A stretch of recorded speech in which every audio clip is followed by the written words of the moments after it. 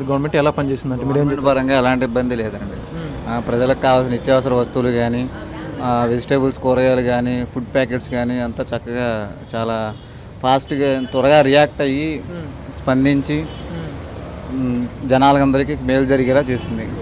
చంద్రబాబు నాయుడు గారు మీరు చూసుకుంటే ఆయనే డైరెక్ట్గా గ్రౌండ్లోకి వచ్చి జేసీబీలో తిరుగుతూ ఎవరు వెళ్ళలేని ప్రదేశాలు కూడా వెళ్తున్నారు. అధికారికంగా యంత్రాంగాన్ని మొత్తం కూడా ఈ సింగనగర్ ఈ పరిసర ప్రాంతాలు పిలిపించారు. దీని మీద మీరే ఉంటారు? ఆయన ఈ వయసులో కూడా అలా కష్టపడుతున్నాడు, నిజంగా మనకు ఆశ్చర్యం వేసింది. మిగతా ఎవరు కూడా ఆ రేంజ్లో కష్టపడిన సీఎం ఎవరిని చూడలేదు. ఏ వెహికల్లో అలా తిరగటం అనేది, గ్రౌండ్ లెవెల్లో దిగటం అనేది చాలా సంతోషాన్ని ఇచ్చింది. ఆయన ఆ రకంగా స్పందించడం అనేది. ఈ యొక్క ఏదైతే గవర్నమెంట్ ఇచ్చే రేషన్ కావచ్చు, ఈ గవర్నమెంట్ ఇచ్చే వస్తువులు కావచ్చు, నిత్యావసర సరుకులతో పాటు ఫుడ్ ఇవన్నీ కూడా మీకు అందాయి? అందరికీ అన్నీ. ఇప్పుడు చూస్తే మీ షాప్ కూడా క్లీన్ చేసినట్టున్నారు ఒక ఫైర్ డిపార్ట్మెంట్ వాళ్ళు. ఎట్లా? మేము ఇన్ని రోజుల నుంచి తీయలేదండి, ఇప్పుడే తీసాము. తీయగానే దగ్గరలోనే ఉంది. మాకు విధమైనగా శుభ్రం చేసి పెట్టారు. ఓకే, దాని వరకు సంతోషం అండి.